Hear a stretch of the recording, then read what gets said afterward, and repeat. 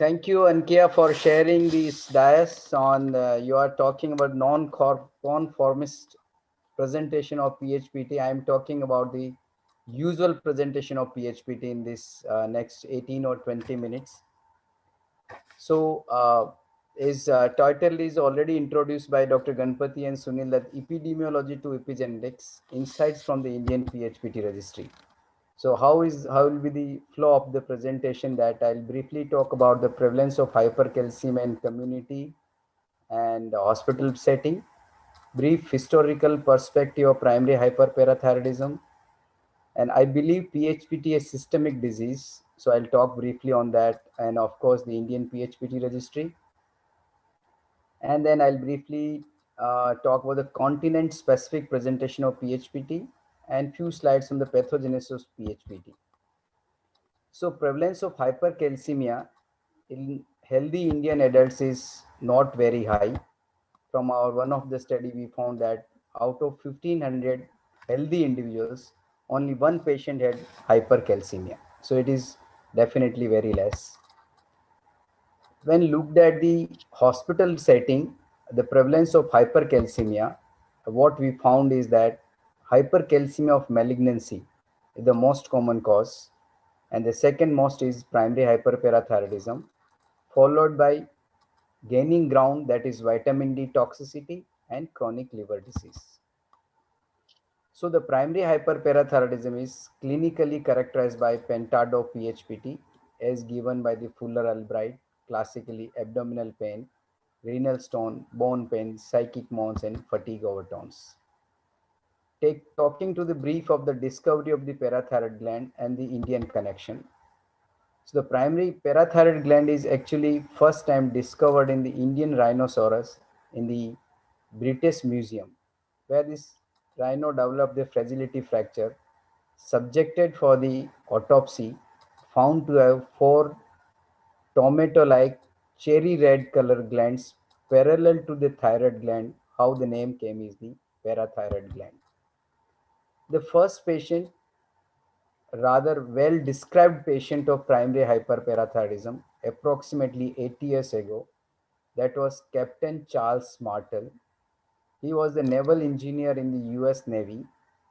He was 6 feet and 5 inch tall fellow. You can see on the left side figure. He developed the recurrent renal stone disease, subsequently diagnosed with primary hyperparathyroidism. At the end of his diagnosis and over the year, he's lost almost 1 feet of height, and that you can see on the right side of his picture. So he underwent multiple surgeries 5 to 6 times, but every time surgery was failed. Finally, he was very intelligent. He asked the doctor that my abnormal parathyroid gland, which you are searching, might be in the mediastinum, and he is subjected for the mediastinal surgery, successfully removed the parathyroid gland, but because of the long-standing untreated hyperparathyroidism, he succumbed to the illness of the primary hyperparathyroidism. As I mentioned, and I believe that primary hyperparathyroidism is a systemic disease. The major feeder for endocrinologists are Department of Urology, Department of Orthopedics, Gastroenterology, Nephrology. So bone involvement is very common, we all know that. And the younger patient with fragility fracture, most common cause is primary hyperparathyroidism. Similarly, the renal stone disease, which is present in the population from 1 to 5% of the general population. So you can predict primary hyperparathyroidism if the patient is having bilateral renal stone disease, renal and ureteric stone disease together, renal stone disease with nephrocalcinosis, and renal stone disease with pancreatitis. These are the strong predictors of primary hyperparathyroidism in a patient of renal stone disease. So we have looked for the various publications are from there. Dr. Sunil was talking about the interesting publication he made of 180 patients with primary hyperparathyroidism from multi-center.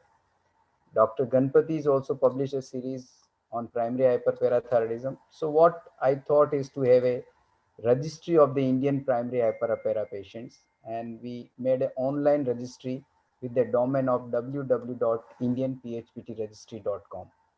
So in 2016, there are the 5 centers from the different corners of India were contributing in this registry. So the east to the Kolkata, from the south, the one of the Chennai hospital, PGI Chandigarh, All India Institute of Medical Sciences, and the Fortis Hospital from the Western India. The 5 centers contributed for this registry, and the subsequently 2019 more than 12 centers are contributing, and I'm happy that our current president Dr. Ganpati is also contributing, and our future president, upcoming president Dr. Rakesh Sai is also contributing. In addition to these, all the people those are contributing to this registry, I would like to thank them all for contribution to this registry. When we analyze the data from the Indian PHPT registry, 5 centers across the country, approximately 500 patients. And what we found is that still the asymptomatic PHPT is very common. The asymptomatic PHPT is just less than 2 to 5% from the various centers. Recently, a study published by Medanta Group, Dr. Parjeet Kaur and Dr. Amrish Mittal Group from the Medanta Hospital, Medicity, Gurgaon, and they have shown that in their cohort, approximately 30 to 35% of patients are having asymptomatic disease.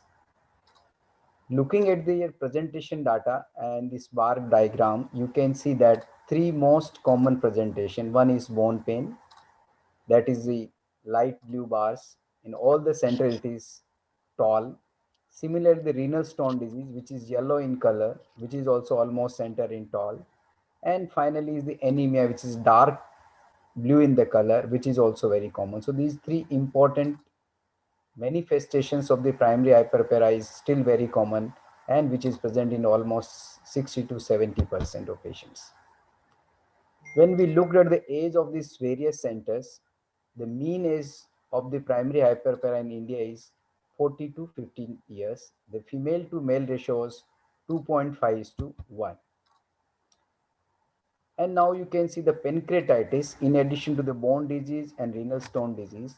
Pancreatitis is another important presenting manifestation of primary hyperpara, and that is observed in 13 to 18% of the PHPT. Very rampant vitamin D deficiency at various centers ranging from 50 to 70%. And as I mentioned in previous slide, anemia is also very common. We can argue that anemia otherwise in general population is also very common. So here is also anemia very common in these primary hyperpara patients from registry. Taking you to the interesting pictures or the spectrum of bone disease. So the patients can have the OFCs, can have fractures, can have tufting of phalanges, can have rugged jersey spine, can have salt and pepper skull, and can have the vanishing bone disease, meaning by that disease is so severe that on X-ray you are unable to locate the bone, where is the bone. So we call that as a sometime vanishing bone disease. Similarly, the spectrum of stone disease is also very wide. You can see these renal stone disease unilateral, you can see renal stone disease bilateral, stone disease with nephrocalcinosis and Dormia basket in situ, ureteric stone disease, pancreatic calcification, and gallstone disease is also observed in various patients of the primary hyperparathyroidism. Now coming to the biochemical profile, we can say that the moderate hypercalcemia is observed in the our patients from the Indian PHPT registry, and the maximum calcium was documented in the Fortis Hospital, Jaipur, by Dr. Shailesh Lodha and his group. It may be because of the Rajasthan, Fortis Hospital, Jaipur is in the Rajasthan, where the climate is quite hot and humid. Might be dehydration also contributing for this high calcium level.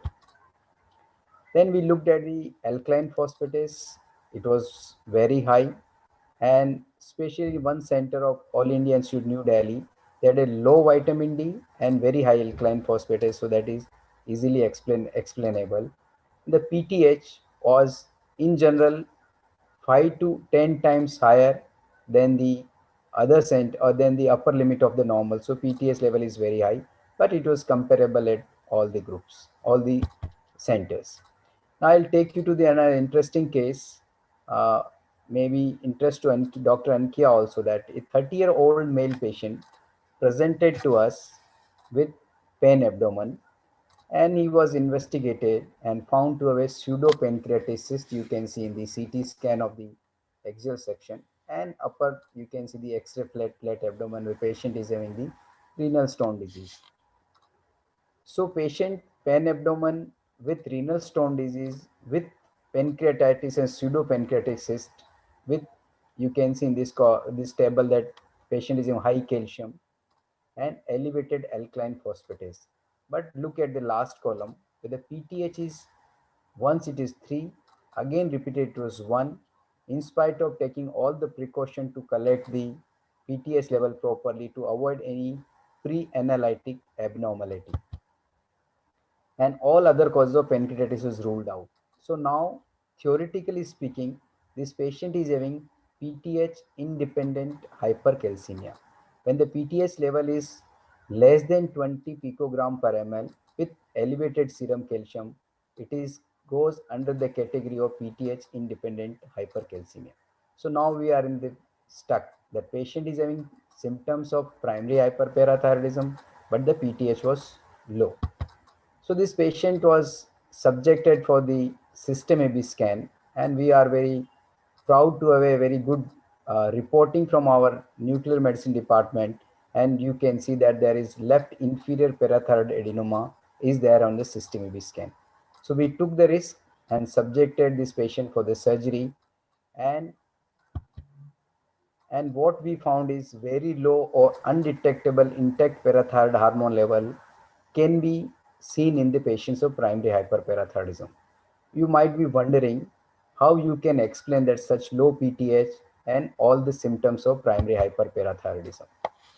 So what we have seen is that when this patient was operated upon, post-operative on day 7, the PTH was normalized, that was 35 picogram per ml.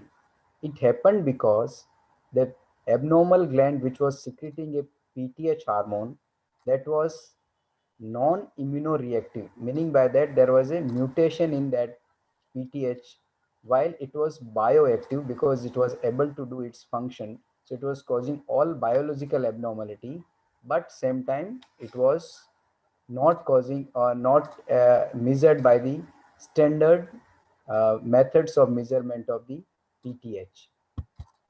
So this actually leads to another study, and where we compared 3 types of pancreatitis, that is chronic pancreatitis or PHPT, alcohol related pancreatitis, and idiopathic pancreatitis. So making a long story short, here what we found is that if a patient of pancreatitis is having the renal colic, nephrolithiasis, nephrocalcinosis, then the diagnosis is most likely primary hyperparathyroidism.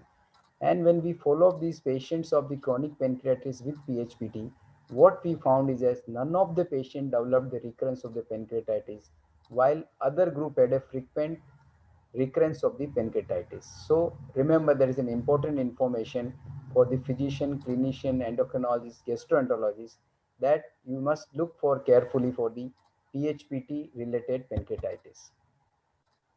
Further, we just analyzed our data, and we found that from the Indian PHPT registry, there is progressive rise in the asymptomatic disease also, which was very rare in 2000. Now in 2020 or 19, approximately 15% of patients are having the asymptomatic PHPT.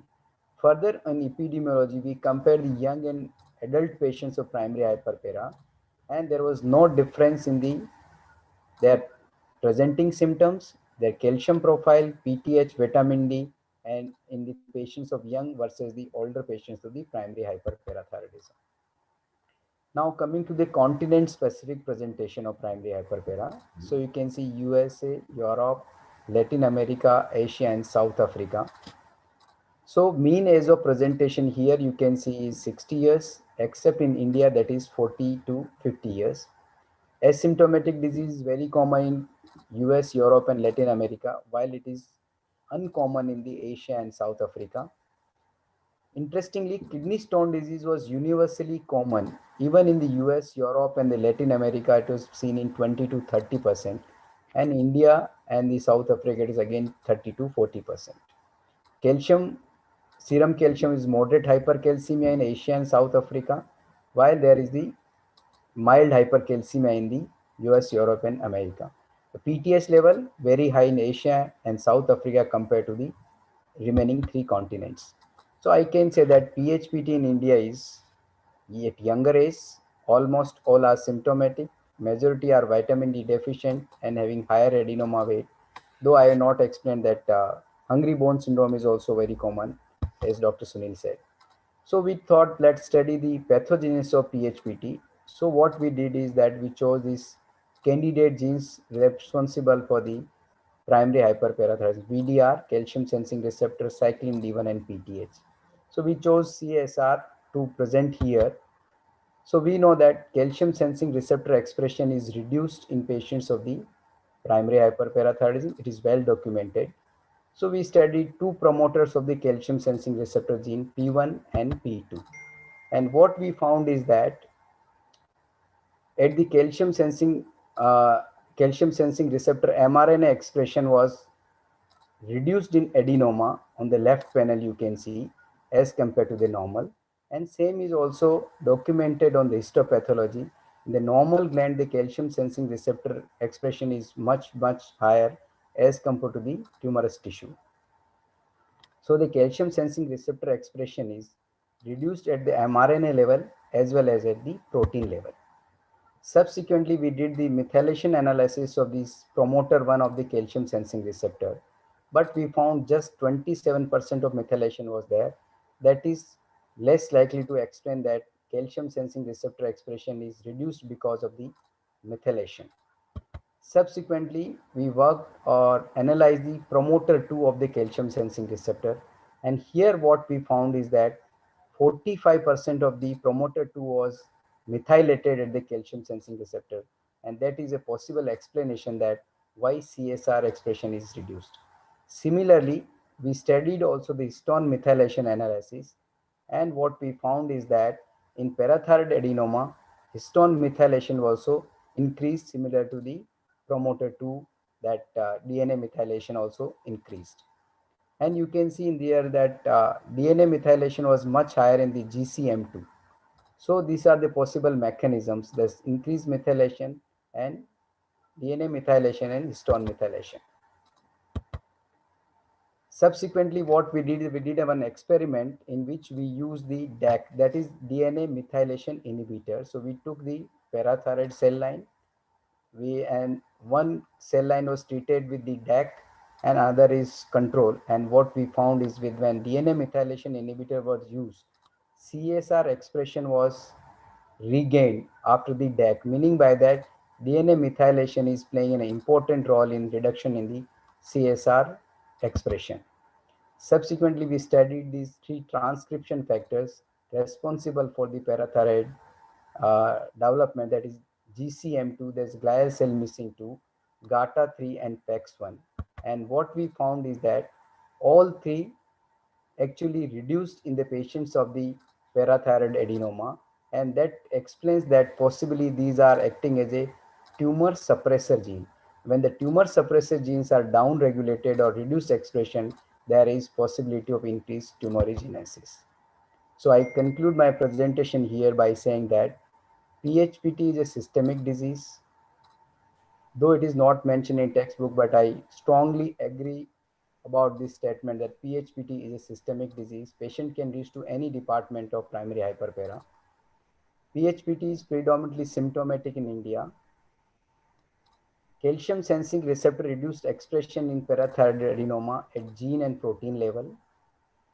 Calcium sensing receptor promoter 2 region is epigenetically deregulated in parathyroid adenoma because of increased methylation as well as histone methylation. These are the epigenetic mechanisms responsible for the reduced expression. And possibly using DNA methylation inhibitor involved or they re-express the calcium sensing receptor, probably it can be used in the future as a drug or the medical treatment for the primary hyperparathyroidism. End my presentation here. And before ending my presentation, I would like to acknowledge following people. That is, we have a PGI MER PHPT working group, our surgeon, Dr. Behra, Dr. Divya, a nuclear physicist, our orthopedic surgeon, our histopathologist, and my PhD scholar. They contributed significantly in this making this registry, as well a lot of basic science work that actually explore the new ideas and the new, say, area in the pathogenesis of primary hyperparathyroidism. I would like to acknowledge these four persons whom I am learning every day, and their collaboration actually gives a lot of strength to work more and more in primary hyperparathyroidism. And finally, I would like to thank my department colleagues and my residents. Those are working day and night to make this primary hyperpara project successful. Thank you very much, ESI. Once again, Sunil,